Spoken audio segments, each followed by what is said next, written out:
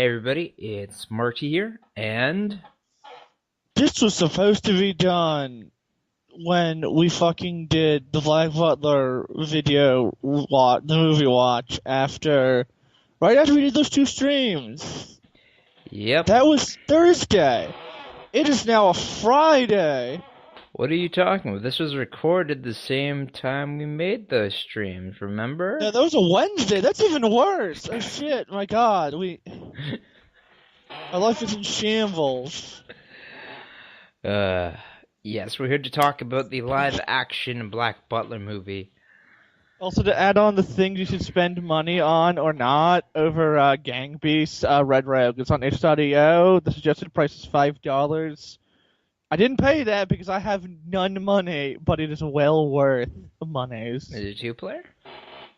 Yeah, it's got like a multiplayer where you can play the minion. Okay, I'll try that. Uh, we should totally play it next time we meet up, which is like tomorrow. Yes. Now before we start this review, I'm gonna say the actress that got to play Ciel's ancestor, and I can't remember what her name is. You spoiled the movie's greatest twitch, and also the fucking emojis opened up for me when I tried to open up chat. But like, she is so attractive. How And old is she? she is 25. She was born Okay, a year fair. after me, so no Because creepiness here. I can never tell if someone's been like way older than a young role or not. Yeah, she is. I don't know. Oh god, she's so beautiful. I usually don't like talking about live actresses here, but like, she is just so cute. She's definitely better than my fucking message thing closed. I mean, she's definitely better than the fucking guy that got to play Sebastian. What are you talking about? The guy that played Sebastian did a. His hair is made of grease in that movie. Okay, yes. Maybe they Like, didn't give a chance to have a haircut, but he still, I will say, like, from his facial expressions to, like, the oh, way those were that, good, but yes, like, yeah. yeah, no, like, as someone who has like naturally pretty greasy hair and does not like bathe as much as he should, like, that is me on my like worst greasiest days. I with my hair grown out long, like that is what that looks like. That is exactly what that looks like. Dude, take a fucking bath. You're the Phantom Hive Butler, and you look like you haven't bathed in a fucking month. Well, it's not Phantom Hive anymore. Sorry, the Genpo Butler. Yes. I'm just gonna close my eyes and oh my god, there's an emoji. I'm sending you the emoji. Look at him. He's an emoji. Why are you doing this? You haven't used emojis for like 25 years of your life, and now you're suddenly using them? Because there's an emoji. We're getting off topic here. We're talking about a damn movie. I like puns. Okay, so yeah, you spoiled the twist that. Oh, come on. I Like, mean, we'll, his parents were killed, and then their daughter disappeared, and then like immediately after, some fucking greasy dude showed up with a boy and said like, I'm a bastard kid. I'm not the mysterious gone daughter. Nope, no siree. We passed the DNA test. And I'm like, yeah, I think the demon can handle fucking passing a DNA test. also, there's this whole. It was a whole deal with that. Like, I don't know. Like, I It's don't know like the what. Phantom Hives were like, let's never in the year 2020 not even fucking repeal the whole and like it's not even like it's an actual law, it's just like a fucking rule they came up with that they could break whenever the fuck they wanted to. Yeah. It was. Actually, it might be in like their wills, but like at a point like why would you do like limiting your potential heirs has led to so much shit in history, like King Henry VIII a fucking loan. Do you know how many wives he went through just to get a fucking male heir? He fucking helped boost a fucking like Christian Reformation just so he could keep getting divorces, so he could keep marrying new women to try and get a kid. Okay, if I And had never once did he think that maybe like his dick just kind of sucks because he's doing nothing but eating cooked meat. yeah, but I mean, he was able to conceive children. He just wasn't able to have a son. Yeah, but like he was still having trouble even conceiving children. He was like, it's probably the women's problem. All of them probably are like low fertility, not me. Yeah, I wonder how they checked that back then. They didn't. They just assumed it was the woman's problem and beheaded her probably maybe. But anyway, to get back to the movie, so someone's been fucking mummifying people. There's a roving mummy murderer leaving devil cards on their mummy murders. Also, just to say, don't drive when you're mummifying. It just makes you a terrible driver. Well, he didn't know. He was, although he was like totally fucking wasted when he was doing. Like he went to like a sex and drug party and then left. Got drunk on wine and smoked a big fucking cigar because god damn it, the fucking party does not end for this bro. He could not find his fucking cigar cutter, so he just goddamn chopped a cigar for himself. What a fucking party beast this dude is. In any case, it was honestly, I don't know how The to Red put it. Butler Like, art. It's the Red Butler art. don't ruin it for people. God, just honestly. Look, But the movie's not gonna try, neither am I. but yeah, it's essentially the Red Butler arc, thanks to Spoiler McSpoiler over there. It's so fucking obvious. Murder's going on. Cielia Phantom Hive, because I can't remember her name, has an aunt. The aunt has a mysterious. How much better would it have been if there was like this like a maid who just followed her around and just like right at the end when like Sebastian goes to attack her, the maid just like effortlessly blocks his attack and is like, "Did you miss me, Bassie?" That would have been the best thing ever. But no, instead we get something better. Sebastian's ultimate enemy, his greatest fight since Growl, is just a dude. A dude who's really fit.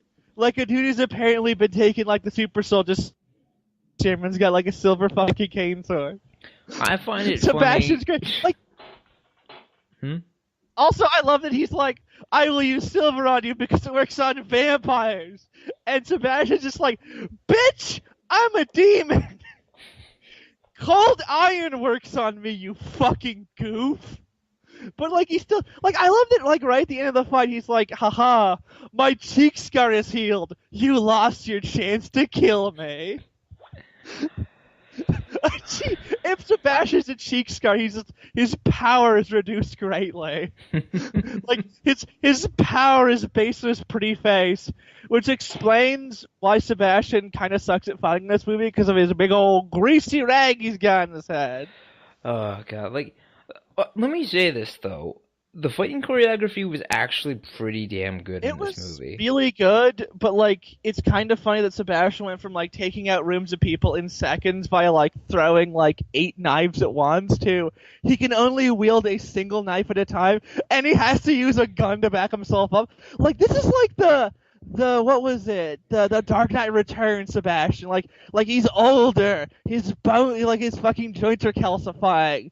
His like stamina's not as good. Like this is fucking over the like this is Metal Gear 4 Sebastian. Like Snake still got it, but it's getting hard for him.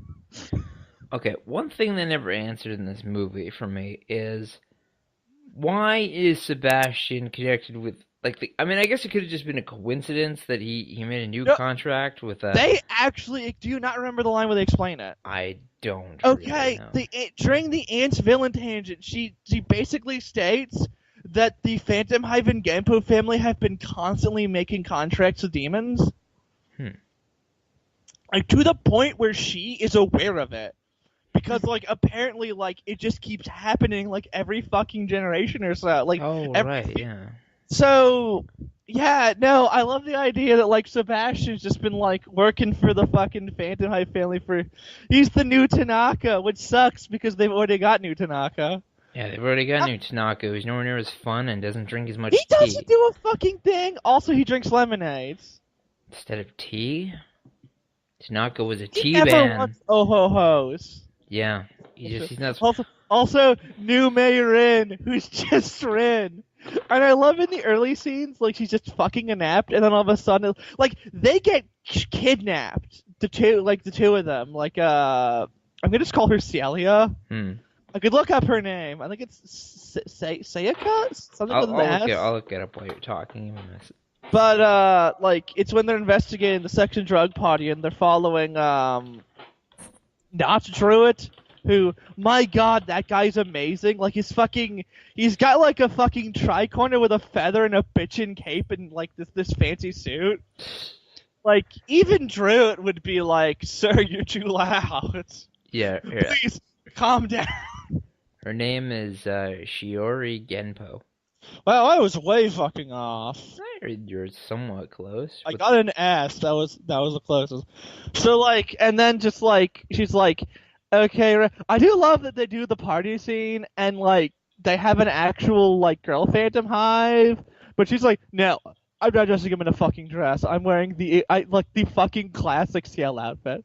All right, we forgot to mention this movie begins with the fucking scene where CL is kidnapped by fucking Azura Vanel. And like they fucking verbatim do when like Vanel's trying to like bribe him. Like verbatim, and they do that weird scene where like he drops the bullet into Vanel's pocket and Vanel's arm just like snaps. But you actually see him break not Vanel's arm, so it's like that's one thing the movie got better because the fucking animation in that scene is so awkward that it genuinely looks like the implication is supposed to be that dropping a bullet in his arm like pressure pointed him and his arm snapped. I think it's supposed to be just Sebastian like moved super fast when he was like watching the bullet and snapped it. But I don't know. Also, I love that she's just like, well, all you human traffic girls, get fucked. You're finding your own way out. It's like, well, I mean, it could be worse. You could have just been like, fuck it, Sebastian, just burn down this building. Here's an affront to me. You want my help? Screw you. I mean, I'm sure they probably must have called the police afterwards. Way. Get fucked. Our job's done. I still really question how the Phantom Hive bloodline kept, getting passed on. I'm just gonna assume CL married Lizzie. It's because Sebastian sucks at his job. Like, okay, we've dealt with your the people who killed your parents, CL. Now I'm taking your so who are you? I don't know you. Wish we could have got it before the dementia set in. God, I suck. One plus you give Sebastian, and this is like Sebastian at his absolute smart. Sebastian pulls off clever plans, like the fucking pill thing. That was like he had no idea. I mean, I guess it's a fair guess that Mayron would have fucked up, but to fuck up in the exact way for him to take advantage of it. Yeah. And then he uses his own blood later for like another switch to screw over the villain. Like normally Sebastian is an idiot. Like canon, he is supposed to be like an idiot who just relies on brute force. So I guess it kind of follows the whole idea that like maybe Sebastian has gotten like weaker with age. Like I don't know how that works. Like maybe at some point in the series, like he got a nasty injury he just never recovered from, but he's gotten smart from it. Like if that was what they were trying to tell, and not we cannot choreograph the same level of fight scene. Still very clever, and Sebastian wins the day by kissing an underage girl. Actually, I think your character's supposed to be 17, but still. That's still under.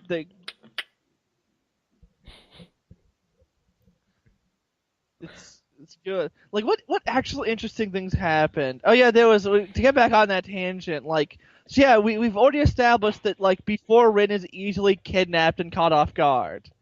And then later, she's easily kidnapped and caught off guard, but her glasses fall off, and all of a sudden, she just becomes Mayrin and starts shooting the fuck out of people. Like a badass. But, like, she could not have at early scenes. She's like, no, I had to wait for this one. I only have one of these in me. I only have one ass kick montage in me. And I love the fact that, like, I mean, admittedly, she does have a gun versus Sebastian's just stabbing people with a knife, throwing knives, and grabbing people by their gun hand, making them shoot people. But, like, she puts up about as much of a fight in that fight scene as Sebastian did in the opening fight. Yeah. So, again, a fucking ditzy but inexplicably badass maid with guns is on a par with this fucking demon and his knife. By the way, let me just say, the thing that disappointed me severely was that we never could see Sebastian use like 4 knives at a time between all of his fingers. He's getting old, Mark. He can't. Sorry, Sebastian. You're not the same kind of. You're just not the dry you used to be. Throws a knife into my back. Hey, you still got it. Good. Some fucking sitting up on a chair, smoking a fucking big old cigar. In any case, the movie was okay. And I'll be honest with you guys, I actually fell asleep partway through the movie. But you didn't miss much. Yeah, I really didn't miss much. But one thing that kind of bugged me was that we didn't see Lao. I mean, come on, not even an ancestor of Lao's, and it's drugs. It's the set. How do you fuck this up? Ancestor's older. Sorry. Ancestors. How do you fuck this up? Okay, well then, what do you call the newer generation of someone? Descendants. Okay. Like Disney's Descendants. They're getting a Descendants 3. God.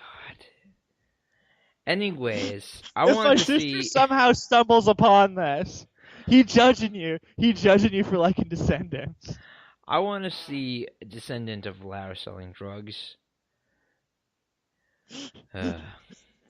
He's not even a drug dealer now. Like, Lao got legit when he got involved in the Coca-Cola Corporation. Amazing. No, he created no. Lao in the Black Butler universe created Coca-Cola. In any case, the movie was... It's even better without the cocaine. I wouldn't quite say that, but... The movie was okay. Despite what I might have missed while sleeping. It was entertaining, the choreography was good, and the story, while essentially used beforehand, was still pretty good. I will give them credit for, like, having their Madame Red be unrepentantly evil as the twist. Yeah. Because, like, you basically know Madame Not Red is going to turn out to be the villain, like... Because, I mean, like, Black Butler has made, like, 3 fucking musicals, and only one of them was original. The other was just, Oh, maybe there was 4. I don't know. No, the first one was the Red Butler arc one. Which is the one where we get that hilarious gif of, like, Madame Red, gropes Sebastian's butt, and, like, he reacts like he just got hit with a fucking hammer. You know, at some point, if we're able to find, like, subtitled, Black Butler musicals. We're absolutely doing. We're even doing the first and the third one, which is just the Red Butler arc and the Campania arc, which is the boat arc. Yeah. 2 is the original one, which is where we get, like, all of, like, the best Grell stuff. Fuck, I love Grell's, like, music number that has, like, nothing to do with the plot, but it's just, like, Grell doing a sexy dance in a sexy nightie, and it's, like, the best. Also, she's, like, tied herself up just to wait for Sebastian. It's like, oh no, Sebastian, you can do anything to me. And Sebastian's just like, I'm a fucking shave you with a shoe. Anyways, any last words? We got nothing for this movie. I thought I was gonna say more, but like, I was entertained. It was, you know, if that was as much as I could take away from it, I was entertained. And oh wait, we forgot to talk about one of the best parts of the movie. What part was that? When Shiori's like trying to get rid of the bomb because somebody just can't get rid of a bomb. Oh, but she's like right, half dead and dragging it up, and just like Sebastian's just like, it's basically like that scene from Twilight where it's like, don't do this, Bella.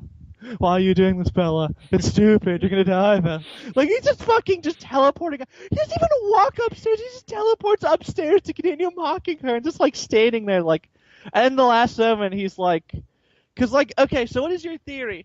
Is it Sebastian had a soft side and saved her, that she said the right words to convince him to save her, or... And I'm bringing in my... Because I remember season 2 when it was stated that when Ciel lost his memories of revenge, he was a less delicious soul, that the more pure a soul is and less corrupt it is, the worse it tastes. So a soul that dies sacrificing the souls would taste terrible to a demon, so he actually did it completely selfishly. Okay, I'm gonna say this right now. Theory number 4, he just wanted to kiss an underage girl. That's my theory. That is my belief. Oh man, he's become Claude now. He's pedos.